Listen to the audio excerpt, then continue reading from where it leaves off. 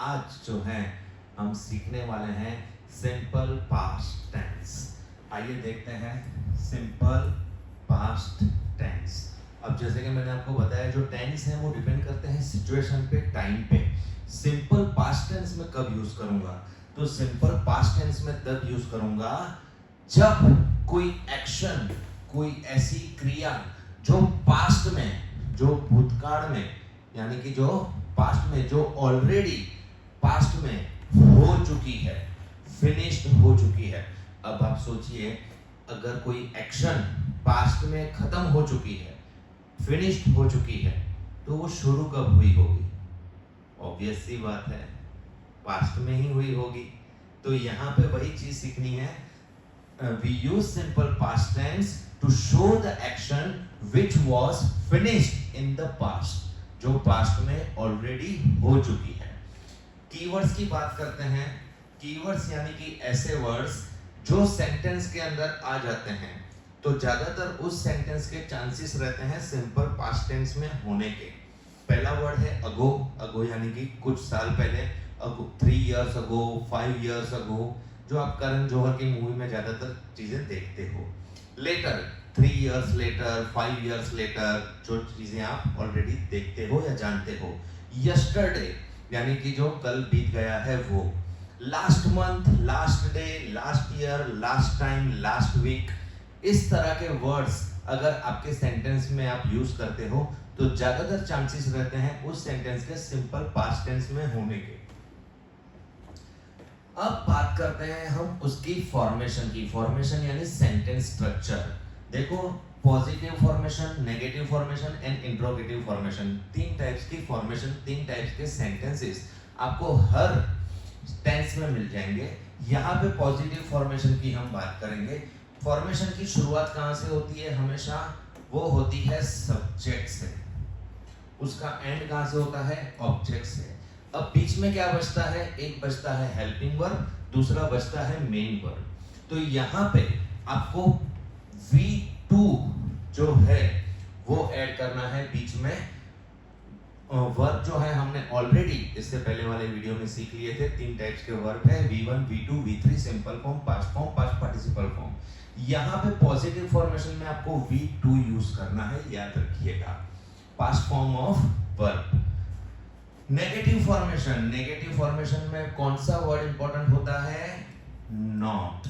Not आप कहां पे लगा देते हो? नॉट आप लगा देते हो हेल्पिंग वर्ब के बाद में। अब ऊपर तो कोई हेल्पिंग वर्ब आया नहीं है। अब यहां पे देखते हैं, सब्जेक्ट प्लस डीड। सब्जेक्ट तो आएगा ही आएगा, did. Did is helping verb of simple past tense. याद रखिएगा बच्चों, डीड जो है वो एक तो डू एंड डस का पास्ट फॉर्म हो गया और सिंपल पास्ट टेंस का हेल्पिंग वर्ब हो गया, જેને આપણે ગુજરાતીમાં મદદગાર ક્રિયારૂપ ક્રિયાપદ એવું કહીએ છીએ। તો subject plus did plus not, કારણ કે नेगेटिव सेंटेंस है, क्योंकि वो नेगेटिव सेंटेंस है। उसके बाद बहुत ही इंपॉर्टेंट पॉइंट है बेटा, ये ध्यान से देखो क्या लिखा है, सिंपल फॉर्म। अभी आप कहोगे सर आप सिंपल पास्ट पढ़ा रहे हो, उसमें आप जो है सिंपल फॉर्म यूज करोगे वर्ब का, V1 यूज करोगे आप। तो हाँ बेटा जी, हम V1 यूज करेंगे क्योंकि ऑलरेडी हमने past form did helping verb में यूज कर दिया है। तो अगर ऑलरेडी आपने डिड यूज कर दिया है, पास्ट फॉर्म हेल्पिंग वर्ब का यूज कर दिया है, तो आप मेन वर्ब में सिंपल फॉर्म लोगे, V1 लोगे। लास्ट में ऑब्जेक्ट को तो आना ही है। तो ये बन गई आपकी negative formation, subject plus did plus not plus V1 and plus object. अब बात करते हैं इंट्रोगेटिव फॉर्मेशन। इंट्रोगेटिव फॉर्मेशन में जो इंपॉर्टेंट चीज होती है वो होती है, क्या होती है बच्चों बताओ तो मुझे? Question mark. तो लास्ट में आपको यहाँ पे लगा देना है क्वेश्चन मार्क। अब आगे बढ़ते हैं। फॉर्मेशन की शुरुआत होती है हेल्पिंग वर्ब से। हेल्पिंग वर्ब क्या हुआ यहाँ पे? डिड। तो जो डिड है उसको हम पहले लिख देंगे, उसके बाद सब्जेक्ट। सेम चीज जो हमने यहाँ पे अप्लाई की यहाँ पे कर देनी है। डिड आपने जो है already past form helping verb का यूज कर दिया है, तो मेन वर्ब जो है वो सिंपल हो जाएगा, V1 हो जाएगा। Did plus subject plus V1 plus object question mark. ये बन गए आपके सेंटेंस स्ट्रक्चर और positive negative interrogative formation.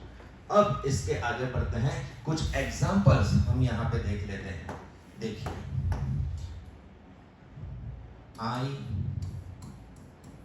Received your call yesterday.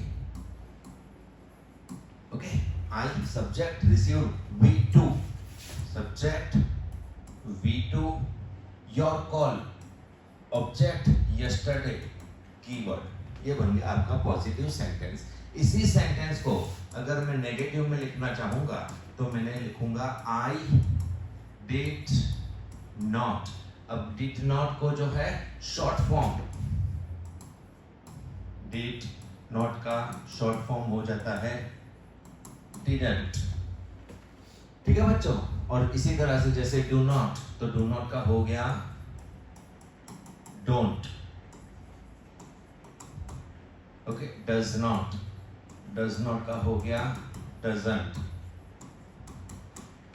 Okay, तो यहाँ पे जो है I did not receive, इस चीज का बिल्कुल ध्यान रखिएगा लिखते टाइम, स्पेशली एग्जाम्स में, स्पेशली डायरेक्ट इनडायरेक्ट में, स्पेशली जब आप सेंटेंस को चेंज करते हो ट्रांसफॉर्मेशन में, जैसे कि as soon as, उसमें हार्डली हेड आ जाता है। अब हेड आएगा तब V3 यूज करना है, ठीक है। फिर no sooner did आएगा तो V1 यूज करना है। अगर मैंने यहाँ पे did किया है और यहाँ पे ed लगा दिया है तो मेरा सेंटेंस जो है वो गलत हो जाएगा ग्रामेटिकली।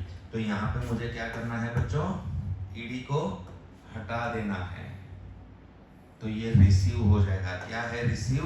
रिसीव है बेटा V1। क्यों मुझे V1 यूज करना पड़ा? क्योंकि मैंने आगे डिड कर लिया। I did not receive your call yesterday। ये हो जाएगा आपका सेंटेंस। उसी तरह से अगर इंट्रोगेटिव सेंटेंस मुझे बनाना है तो मुझे हेल्पिंग वर्ब को पहले लिख लेना है। Did you receive? अब बताओ रिसीव आएगा या रिसीव्ड आएगा? रिसीव आएगा। क्यों रिसीव आएगा? क्योंकि आगे हमने डिड यूज कर लिया है। Did you receive my call yesterday? Okay, देखो एक सिचुएशन बता देता हूँ। जैसे कि आपको किसी फ्रेंड का कॉल आया आज, ठीक है। आपने उसका कॉल नहीं उठाया। क्यों नहीं उठाया? क्योंकि कल आपने उसको 3-4 कॉल किए थे, उसने नहीं उठाया, तो आज आप बदला ले रहे हो।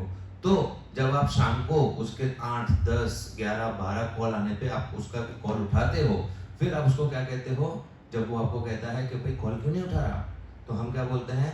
कल मैंने आपको कॉल किया था, क्या आपने मेरा कॉल उठाया? तो ये जो चीज हुई कल, यानी कि जो हो चुका है, वो एक्शन खत्म हो चुकी है। सिंपल पास्ट टेंस में did you receive my call yesterday? क्या आपने मेरा कॉल कल उठाया था? तो इस तरह के सेंटेंसेस जो हैं आपको सिंपल पास्ट टेंस में मिल जाएंगे। देखिए कुछ और एग्जांपल्स दे लेते हैं। They came in my birthday party last year. ठीक है, अब लास्ट ईयर जो है वो कीवर्ड हो गया, बाकी जो है सेंटेंस फॉर्मेशन पॉजिटिव की। नेगेटिव में हम क्या लिख देंगे? They did not come. देखो इस चीज का ध्यान रखना बच्चों, मैं अंडरलाइन करके भी बता देता हूँ। डिड, उसके बाद मैंने V1 यूज किया है। They did not come in my birthday party। कब? तो लास्ट ईयर। इसी चीज को इंट्रोगेटिव में चेंज कर देते हैं। अब खुद से तो मैं क्वेश्चन करूंगा नहीं, सामने वाले से करूंगा, दे से कर सकता हूं। तो did they come in my birthday party last year. लेकिन क्वेश्चन मार्क को मत भूलना, अगर सेंटेंस करेक्ट लिखते हो क्वेश्चन मार्क फुल स्टॉप ये चीजें भूल जाते हो तो बेटा ग्रामर में स्पेशली लैंग्वेज में आपका हाफ मार्क्स कट हो जाता है। तो ये होगा आपका सेंटेंस का स्ट्रक्चर, सेंटेंस के एग्जांपल्स। दूसरे कुछ एग्जांपल्स देख लेते हैं। अब पहले मैं इंट्रोगेटिव लिख देता हूँ। क्या आएगा? Did we understand the class? Class नहीं लिखते, टॉपिक लिख देते हैं। क्वेश्चन मार्क, क्यों क्वेश्चन मार्क? क्योंकि इंट्रोगेटिव है, आगे हमने डिड लिख दिया है। Did we understand the topic? Did helping verb, we subject, understand V1 मैं लिख दूं बेटा? चलो मैं लिख देता हूं आपके लिए। Did helping verb, we subject, understand V1, the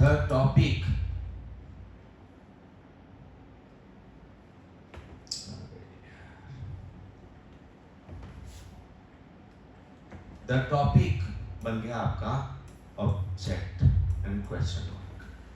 done. चलो अब इसका नेगेटिव सेंटेंस बना देते हैं हम। We didn't understand your topic. और अगर आ गया होता पहले ही तो मैं बोलता यस वी अंडरस्टैंड। तो अंडरस्टैंड अगर मैं लिख रहा हूं तो एक्चुअली वो गलत है, क्योंकि ये जो है सिंपल पास्ट टेंस है। तो यहाँ पे बन जाएगा अंडरस्टूड, यानी कि V2। वी अंडरस्टूड, क्या समझे आप? Your topic. क्लियर? तो ये होगा बेटा सिंपल पास्ट टेंस। अब देखो जब हम इंटरव्यू देने जाते हैं ना तब भी हम इस चीज का ध्यान रखना चाहिए। हम क्या बोलते हैं?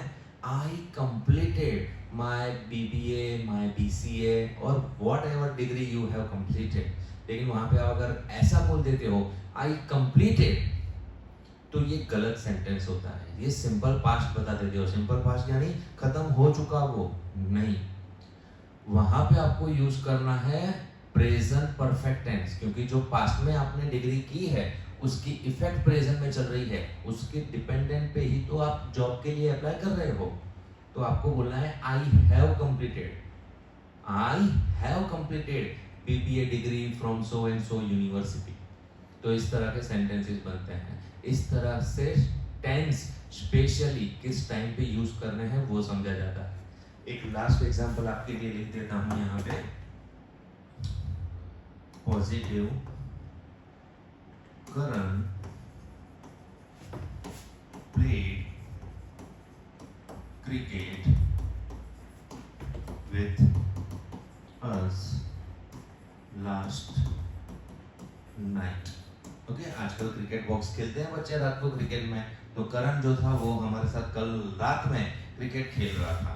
इंट्रोगेटिव। अब पता चल रहा है भाई सुबह जो है वो घर पे आया ही नहीं है, तो उसके पेरेंट्स हमको क्या पूछते हैं? Did Karan played cricket with you last night. तो ये बन गया आपका इंट्रोगेटिव सेंटेंस। और इसी तरह से अगर नेगेटिव आप उसको आंसर करते हो कि नहीं करण तो हमारे साथ नहीं था, तो no Karan didn't play cricket with us last night। चलो बच्चों ये हो गया सेंटेंस। अब पता इसमें सब ओके है या कोई गलती है? ऑल राइट बच्चों, देखो मैंने जानबूझ के यहाँ पे गलती की है। यहाँ पे हमने जो है वो डिड यूज किया है, ठीक है? और यही चीज आपके साथ एग्जाम में भी हो जाती है। हालांकि हमारा इंटेंशन नहीं होता लेकिन हो जाती है और मार्क्स कट हो जाते हैं। डिड मैंने यूज कर दिया है, यानी हेल्पिंग वर्ब का पास्ट फॉर्म मैंने यूज कर दिया है। तो यहाँ पे ईडी नहीं आएगा, सिर्फ प्ले आएगा। ये होगा आपका सेंटेंस। तो ये जो था ये बनेगा आपका सेंटेंस। तो बेटा ये जो चीज़ है ये हमें सीखनी है। Alright, thank you so much.